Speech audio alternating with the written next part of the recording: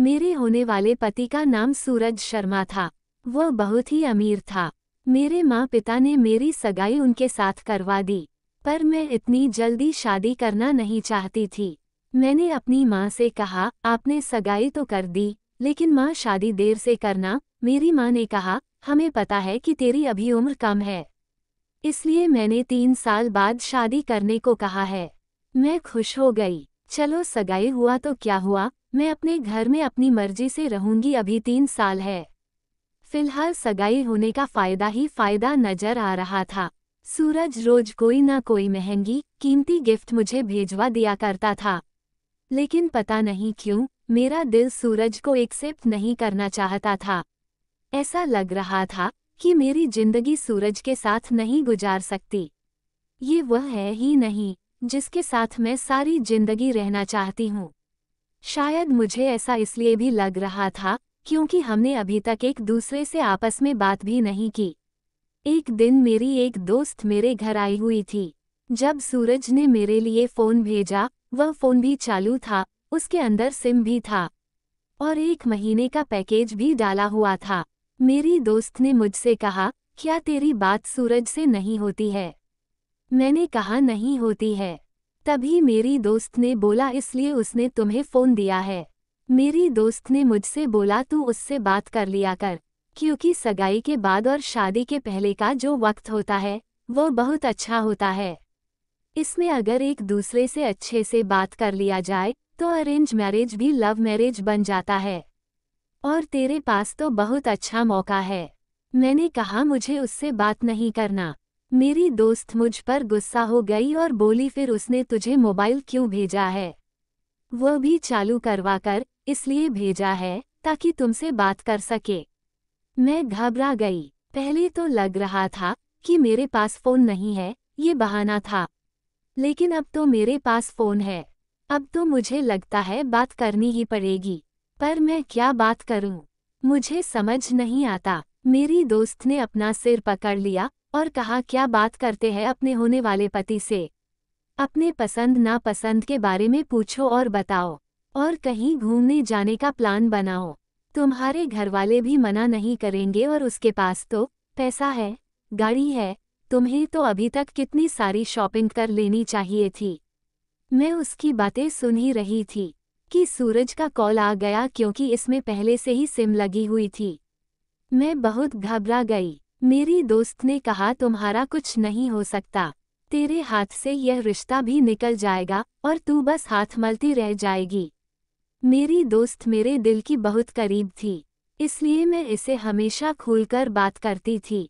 सूरज ने फिर से कॉल किया।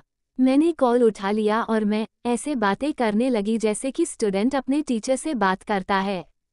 जी आप कैसे हैं? उन्होंने कहा मैं ठीक हूँ। बस इतनी ही बात हुई और मैंने कोई बहाना करके फ़ोन स्विच ऑफ कर दिया। वह समझा होगा कि मैं शर्मा रही हूँ, लेकिन मैं शर्मा नहीं रही थी। मैं सहज गई थी। अब शाम हो चली थी। हम छत पर आ चुके थे। छत से सारा मोहल्ला साफ साफ दिखाई देता था। मैंने देखा एक लड़का नीचे खड़ा होकर बड़ी देर से मुझे ही देखे जा रहा था। जब मैंने उसे दिखा तो मुझे कुछ इशारा किया। मैं उसके इशारे को समझ गई। उसके इशारे का मतलब था, तुम बहुत सुंदर हो। मुझे बहुत बुरा लगा, फिर मैं नीचे आ गई। अब जब भी मैं छत पर जाती तो पहले से ही गली में खड़ा रहता, जैसे उसे सब पता हो मैं छत पर कब आती हूँ। फिर एक दिन उसने मुझ पर पत्थर मारा। वैसे वह पत्थर मुझे लगा तो नहीं, लेकिन वह सिर्फ पत्थर नहीं था, उसमें कागज था जिस पर उसका नंबर लिखा हुआ था, उसका नाम भी लिखा हुआ था। उसका नाम राहुल था। उसने लिखा हुआ था, तुम मुझे बहुत अच्छी लगती हो। मुझे भी बहुत खुशी होती थी। मैं उसे बार बार पढ़ती थी। फिर मैंने उसे मैसेज किया, तुमने पत्थर क्यों फेंका? तुम कोई बदतमीज और बदमाश हो क्या? मैंने उसे थोड़ी सी बात की। ऐसा लगता था जैसे वह बातों का हुनर रखता हो, और हम लोग बातें करने लगे। बातें करते करते हमारे बीच दोस्ती हो गई। हम सिर्फ रूटीन की और अपने पसंद नापसंद की बात करते थे, ऐसी वैसी बातें नहीं करते थे। पता नहीं मुझे क्या हो गया था। मेरी जिंदगी में पहली बार ऐसा हो रहा था कि मैं किसी की तरफ खींची चली जा रही थी। जिस दिन उससे बात नहीं करती, मेरे दिन का गुजारा ही नहीं होता। दूसरी तरफ सूरज भी मुझसे बात करने की कोशिश करता था। मेरा बर्थडे भी आने वाला था। मैंने राहुल को भी बताया था। उसने कहा मैं तुम्हारे लिए तोहफा लेकर आऊंगा। तब तक हमारी दोस्ती मोहब्बत बन चुकी थी, लेकिन हम दोनों में से किसी ने भी इजहार नहीं किया था। बर्थडे के दिन सूरज ने ही मुझे सबसे पहले विश किया और उसने कहा तुम्हारा गिफ्ट दोपहर तक तुम्हें मिल जाएगा। वो अब तक इतनी गिफ्ट भेज चुका था कि मुझे समझ नहीं आ रहा था कि अब क्या गिफ्ट भेजेगा। लेकिन मुझे तो राहुल के गिफ्ट का इंतजार था। मैं छत पर गई, उसने मुझे देख गिफ्ट उछालकर मेरी तरफ फेंक दिया। जब मैंने वह गिफ्ट खोला उसमें छोटा सा प्यारा सा टेडी बेयर था, जिसने अपने हाथ में एक दिल पकड़ा हुआ था। उसमें लिखा हुआ था आई लव यू। क्या वह अपनी मोहब्बत का इजहार कर रहा था या वह गिफ्ट यूं ही मुझे दिया? ये सोचकर मैं शर्मा गई और मैं नीचे चली आई। वैसे ही घर का डोर बेल बजी। मेरे पापा दरवाजा खोलने गए। खुलता ही एक आदमी ने कहा आपकी बेटी के लिए गिफ्ट आया है, यहाँ साइन कर दीजिए। पर उसके हाथ में कुछ नहीं था। मेरे पापा ने कहा गिफ्ट कहाँ है? तो वह आदमी बोला साहब गिफ्ट बहुत बड़ा है, हम अंदर नहीं ला सकते हैं, आप बाहर जाकर देख ले। हम सब बहुत हैरान हो गए। जब हम सब जाकर देखे तो हमारी आंखें फटी की फटी रह गई। वो गिफ्ट कोई छोटी मोटी चीज नहीं थी, एक बड़ी सी गाड़ी थी। उसने मुझे कार गिफ्ट किया था। मेरे पापा पूरी जिंदगी कमाया लिए पर वो कभी गाड़ी नहीं खरीद पाए, और अब जब गाड़ी घर के बाहर खड़ी थी तो पापा के आंखों में खुशी के आंसू आ गए। लेकिन मैं परेशान हो गई। मेरे हाथों में वह छोटा टेडी बेयर जो मुझे राहुल नहीं दिया था, उस वक्त वही मुझे सबसे कीमती नजर आ रहा था। अब हमारी मोहब्बत भी बढ़ने लगी थी। अब हम एक दूसरे के बिना नहीं रह सकते थे। अब तो हम चोरी चोरी मिल लिया भी करते थे। अब तक मैंने राहुल को अपनी सगाई की सच्चाई नहीं बताई थी। एक दिन मैं राहुल से मिली। मैंने राहुल को कहा मेरी सगाई हो गई है। मैंने बस इतना ही कहा था। राहुल ने मुझसे बोला सगाई हुई है, शादी तो नहीं हुई है, तोड़ दो तुम सगाई को। फिर मैं घर आ गई। सूरज ने फोन किया। शायद उसे मुझ पर शक हो चुका था। सूरज ने मुझसे कहा आपका यूं मुझसे दूर दूर रहना कहीं कुछ और तो नहीं चल रहा? मैंने कहा नहीं, ऐसी कोई बात नहीं है, आप ऐसा क्यों बोल रहे हैं? उसने कहा आपका फ़ोन हमेशा बिजी रहता है, जबकि आपके पास मुझसे बात करने के लिए समय नहीं होता है। मैं घबरा गई और मैंने झूठ बोल दिया कि मेरी एक दोस्त है, मैं उसी से बातें किया करती हूँ। मैंने अपनी जिंदगी राहुल के साथ गुजारने का फैसला कर लिया था। मेरे लिए मोहब्बत ही सब कुछ है, पैसा नहीं। क्योंकि मोहब्बत साथ हो तो 2 वक्त की रोटी खाकर भी समय गुजारा कर सकते हैं, लेकिन मोहब्बत ना हो तो अच्छे अच्छे खाने भी बेकार लगते हैं। मैंने अपने घर वाले को बता दिया कि मैं सूरज से शादी नहीं करना चाहती, क्योंकि वह मुझे अच्छा नहीं लगता। मैं अभी रिश्ते से निकलना चाहती हूँ। मेरे माँ बाप का भी वही रिएक्शन था जो हर माँ बाप का होता है। मेरी माँ पिता ने तो मुझे मारा भी, बहुत बड़े बड़े तमाशे भी हुए। मैंने 2-3 दिनों तक खाना भी नहीं खाया। फिर मैं घर में पड़े थोड़े से जेवर और कुछ पैसे लेकर भाग गई। मैं और राहुल मंदिर चले गए और वहां जाकर शादी कर ली। अब हम पति पत्नी बन चुके थे। अब मेरे माँ पिता के हाथ और पैर मलने के अलावा और कोई चारा नहीं बचा था। वह अब कर भी क्या सकते थे, लेकिन हम दोनों बहुत खुश थे। 2-3 दिन हमने होटल में गुजारे। वह 2-3 दिन मेरी जिंदगी के सबसे सुखद दिन थे। लेकिन उसके बाद एक दिन राहुल ने मुझसे कहा हम घर चलते हैं। मैंने कहा तुम्हारा घर कहाँ है? उसने कहा यहाँ से बहुत दूर है। मैं देखकर हैरान हो गई। रिक्शा एक स्टॉल के सामने रुक गया। औरतें एक दूसरे से लड़ाई कर रही थी पानी भरने के लिए। कोई तो गाली भी दे रहा था। बच्चे इधर उधर भाग रहे थे। मैंने पूछा राहुल तुम क्या यहाँ रहते हो? उसने मुझे अपने गले से लगाया और कहा क्यों परेशान होती हो? मैं हूं ना तुम्हारे साथ। मुझे उसकी मोहब्बत पर पूरा यकीन था। मेरा भी मूड अच्छा हो गया था। हम लोग उसके घर में आ गए थे। घर में ज़्यादा सामान भी नहीं थे और घर में भी बहुत गंदगी थी। मैंने आसपास देखा और फिर सोचा मोहब्बत की हो तो निभाना भी पड़ेगा। राहुल जल्दी ही दोपहर का खाना भी ले आया। शादी की शुरुआत दिन तो ऐसे भी अच्छे होते हैं, चाहे आपका पति आपको जेल में ही क्यों न रखें, लेकिन साथ में रहे तो सब कुछ अच्छा लगता है। मेरी भी जिंदगी बहुत अच्छे से गुजारा हो रही थी। ऐसा लग रहा था जैसे जिंदगी में कुछ बुरा होगा ही नहीं।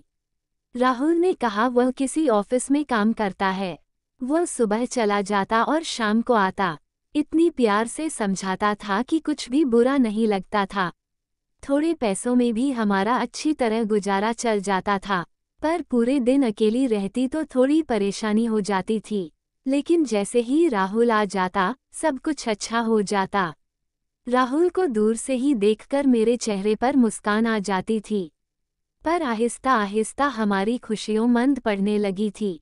अब ऐसा समय भी आ गया था जब 2 समय के खाने के बजाय 1 समय का खाना हो पाता था। और जल्द वह समय भी आ गए जब हमारे पास कुछ नहीं बचा। यहाँ आसपास के सभी लोग गरीब थे, फिर भी हमने कुछ लोगों से उधार लिया। अब वह लोग भी दरवाजे पर आकर खड़े हो जाते थे। मुझे पता लगा कि राहुल जब से शादी हुई है तब से पैसे उधार ले रहा था। वो किसी के यहाँ नौकरी नहीं करता था, वह एक नौकर था और वहाँ से भी उसे निकाल दिया गया। उसने मुझे 1 नहीं 1000 झूठ बोले थे। उसने मुझसे कहा था कि उसका अपना घर है जबकि वह एक चौ में रहता था।